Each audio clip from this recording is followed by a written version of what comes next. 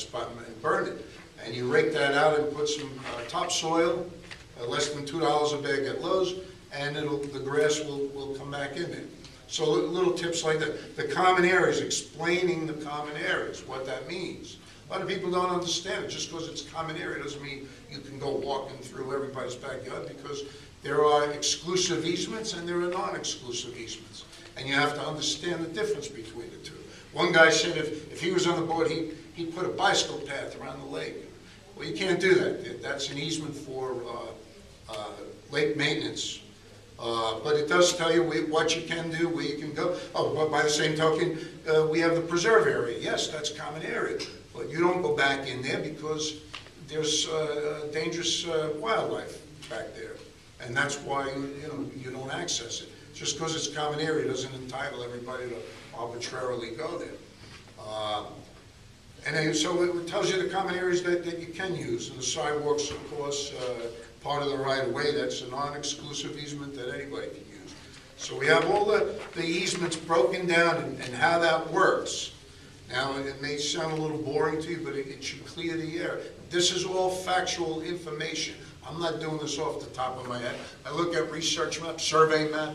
I've spoke with the development planning office. Okay, there's all kinds of research that I have done over the years. And you really have to study this stuff to know what's going on. And then you still have to keep studying and referring back to it. A little bit on the mailboxes, parking, the stuff about parking, speed limit, just generally, please respect this and ask your guests to respect this. It should go without saying that in a residential community such as Meadowbrook, there are children on bicycles or skateboards, there are elderly people crossing streets, and there are several other potentially dangerous situations. We all have a moral responsibility to obey the speed limit. Short and sweet, nothing threatening, but I mean it's common sense. Nuisance, things about nuisance, pets, alligators, you don't feed the alligators, and the alligator hotlines in here. About the horticulture debris, recyclables, when you put out your trash, when you put out recyclables, rental and for sale signs. Now even on rental properties, I didn't get into a whole big thing about rental, just that the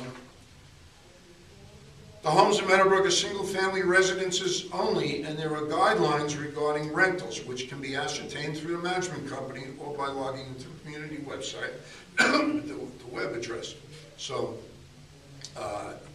I don't need to put a whole bunch of details about rentals because you're going to find that out when you call a management company. A little bit on garages, garage sales, very basic. The hours for garage sale, 8 to 4 p.m. All signs regarding the garage sale must be removed by 5 p.m. Commercial business, you can't run a commercial business from home. Fines. In the event that a situation develops in which a fine against the homeowner is warranted, the management company will send an intent to fine letter to the homeowner. Every effort will be made to resolve the issue without resorting to an actual fine, and no fine will be levied against the party without reasonable notice and an effort to be heard. If a fine is levied, it can be $50 for each day the fine continues, not to exceed $1,000. If the fine is not paid, additional costs will be incurred in the legal collection process.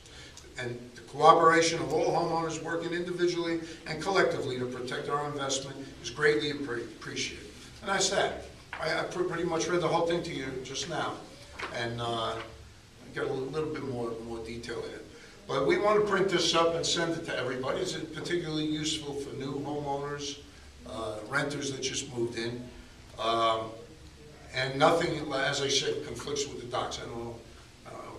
Somebody with an eagle eye might have spotted something, but I doubt it. I thought I covered my tracks pretty well. But Bill, just a quick question. What kind of format is the final booklet going to be in? Is it going to be similar to what Teresa has in front of her?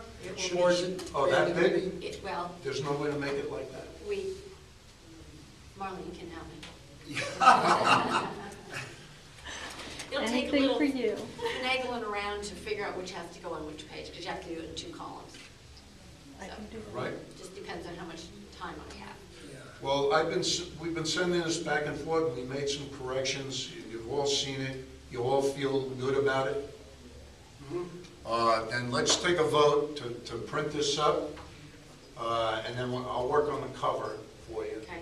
And But we're not gonna do anything with this until we know about. Yeah, we'll be waiting for that survey to come through, so in the meantime, I'm gonna work on a little watercolor classy.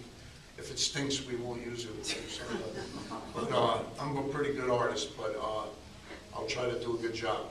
Anyhow, I have some time, I'll get going on that next week. Anyway, that would be good if it's a little more pocket size rather than a more big thing, you know? We'll see. So, we'll take a vote to go ahead with this booklet. We are on the cover, we're not calling it all this, just Meadowbrook Homeowners Association. I'm having trouble getting that out. Meadowbrook Homeowners Association Community Information Booklet, period. Okay? So, all in favor of going ahead with this? I make a motion to do this, anybody second? I'll second it. All right, all in favor? Aye. Aye, okay, good. So that puts that out of the way. I'm sure there'll be some thunder and lightning over it, but it should be good. Well, you're not changing anything. No, just, I changed a little bit of what was there, but It's more information, yeah. which is very good. yeah, and what is in here is fact. It's not my conjecture. So, now, let's move on. The bicycle rack, for those of you who don't know, I built a bicycle rack over by the bus stop to kind of go with the benches that are there, natural wood. I know Glenn doesn't like that. Are you putting anything underneath it, or is it gonna be grass? We're gonna do gravel. I think me and Doug are gonna do, we did a little stuff around the entrance, and it seems like we're the only ones we could depend on. And I have to ask the landscaper a million times, and he's busy, he's a good guy, but he's busy, so it may just be me and my friend here with a shovel and go over and do something just to clean that up, because where that U-shaped thing is, we want to plant something in there and maybe truss it up a little bit.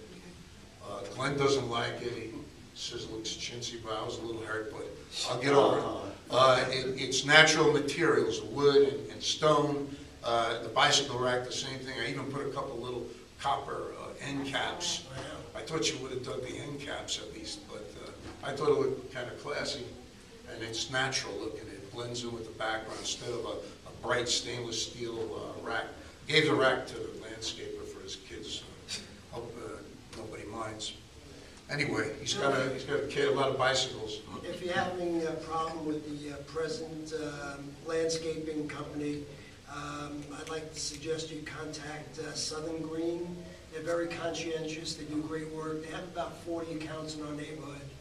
And they do, as far as I can tell, about the best work around, although they don't have as many accounts as Russell Meyer, but they do good work from what I've seen.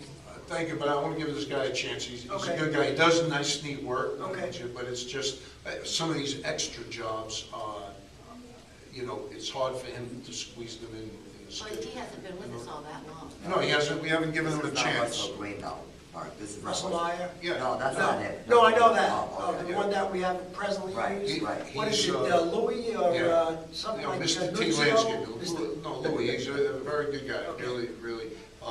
But don't forget, the rain screws these guys Oh, up yeah. too. They got to catch up with other Big time. places. Can I ask So you a question? When are the sprinklers supposed to go on? They were on the other night when I came. I put them on because me and Doug planted stuff, so Oh, I ran them okay, through. okay. I just saw them running and I thought it was an unusual time to be on. Yeah, it was unusual, but we needed to get water on those things. They're just freshly planted.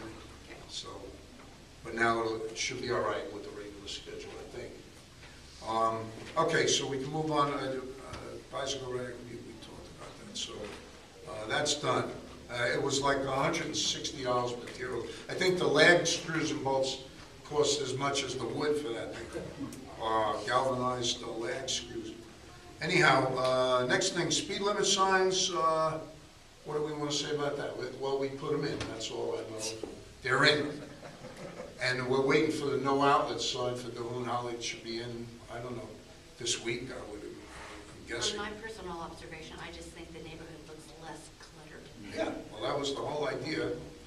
What do you think, Glenn, as a real estate guy? I I think it looks nice, Oh. I really do, and the comment about the benches was not to hurt your feelings. Oh. I just felt it was almost looked like an afterthought. Yeah. Like if we were putting in nice mailboxes and all the nice black poles, wouldn't you want something that looked a little bit classier? And because the Yeah. break just didn't. No, I'm an artist. To me, that was beautiful nature, but you did hurt my feelings. I thought it was intended to hurt my feelings. I get my feelings hurt a lot. I'm very sensitive, Oh, but I'll be all right. Well, for instance, you were talking about the deed restriction.